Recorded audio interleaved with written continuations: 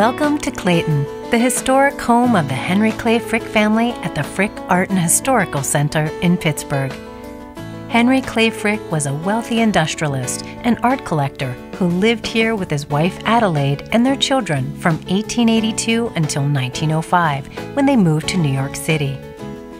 In addition to Clayton, the site encompasses an art museum, a car and carriage museum, and a working greenhouse.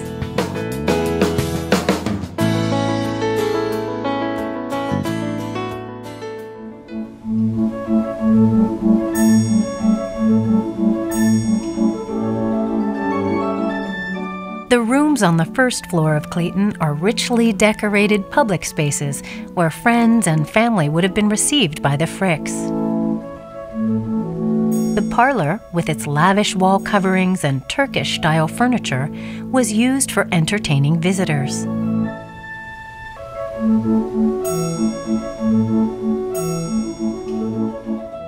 On display in this room and throughout the entire house are examples of Mr. Frick's art collection, which ranged from landscapes to portraiture to works by old masters.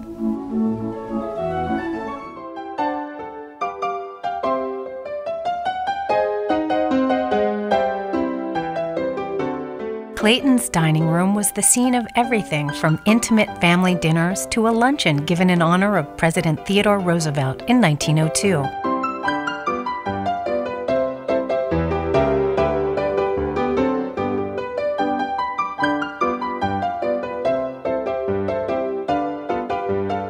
It was in the kitchen that the domestic staff worked to prepare meals for the family and themselves, and answered the summons of the family from the annunciator, an electric apparatus connected to call buttons in each room.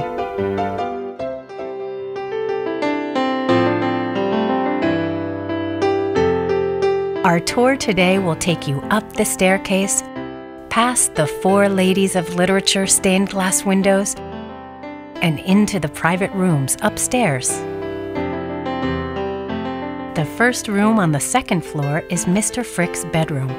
His role as a family man is evident in the photographs and personal items on display. Many of the works of art you see were purchased by Mr. Frick early in his career as a collector. This bedroom was remodeled during a renovation by architect Frederick Osterling in 1892. And the bathroom was one of a number added to Clayton in 1897. Wealthy businessmen were among the first to install plumbing systems and full bathrooms in their homes. While Clayton boasted several bathrooms at the turn of the 20th century, most Pittsburgh industrial workers were still using outdoor privies.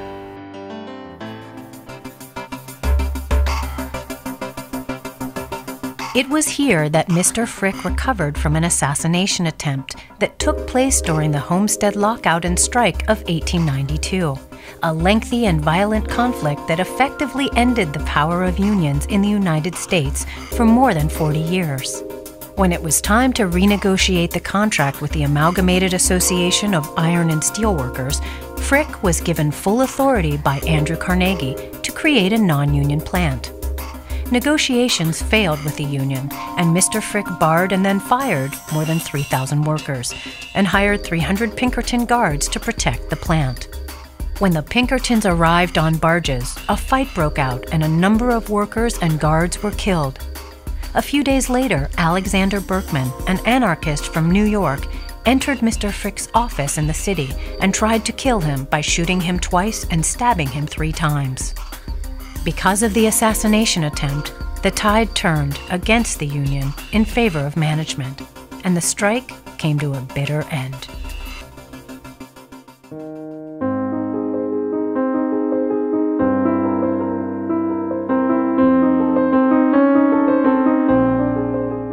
During the Gilded Age, it was common for upper-class husbands and wives to have separate bedrooms.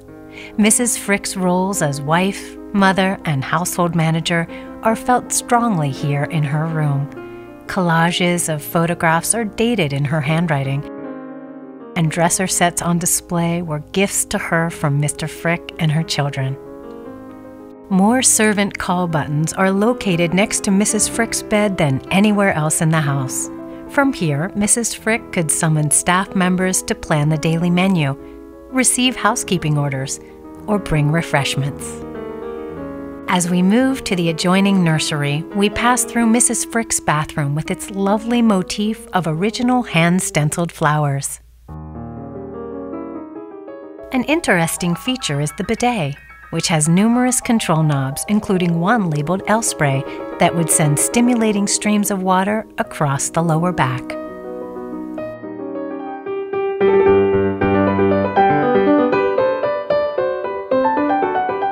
When she was 10 years old, Helen Clay Frick wrote the following about her bedroom at Clayton. "My bedroom has 3 beds in it. One is Mademoiselle's, the other is mine. No one sleeps in the other. There is a bureau, 3 chairs, a sofa in it, and a washstand. There are 3 windows, a big one and 2 little ones.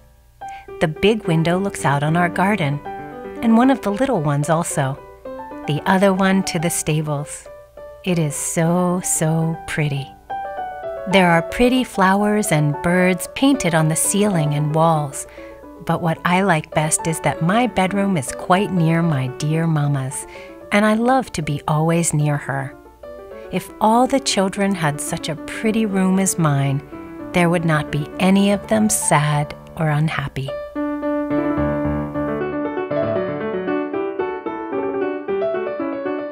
A narrow staircase outside the nursery leads to the 3rd and 4th floors. Son Child's room was on the 3rd floor, along with several guest and servant rooms. The 4th floor housed Helen's schoolroom, along with the private room of George Dupre, the family's French chauffeur.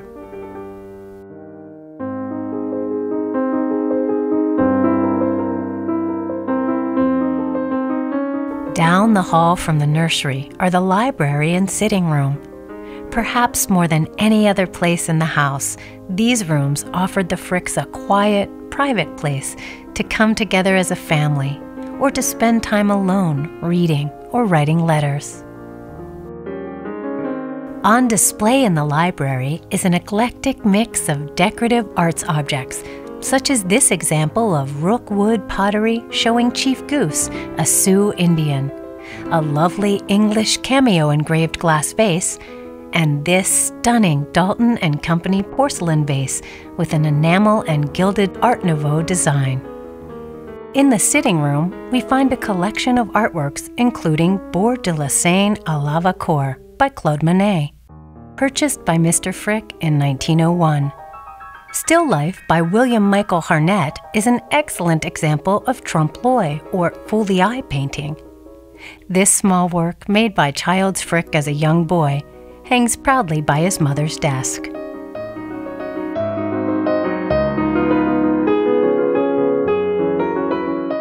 Decorated in cool hues with hand-painted, hand-stenciled floral wall covering, the aptly named Blue Room was one of several guest rooms in Clayton and is the only one on the 2nd floor. The dark mahogany furniture and matching woodwork, which seems to fill the room, was made by the firm of Matthews Brothers and Company in Wisconsin in 1892. In the late 1800s, machine-made furniture indicated that the owner was affluent enough to buy furniture made with the use of expensive new equipment that turned the long, twisted columns ornamenting each piece. Over the years, many family and friends undoubtedly stayed in this room, but perhaps its most famous visitor was President Theodore Roosevelt, who rested here after having lunch at Clayton on July 4, 1902.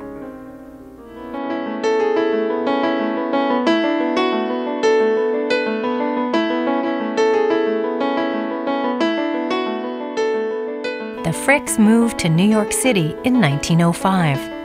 They never sold Clayton and returned a few times each year, in particular at Christmas time. During the 23 years they spent at Clayton, it was a home where the family lived, their household staff worked, and where prominent public figures visited and were entertained.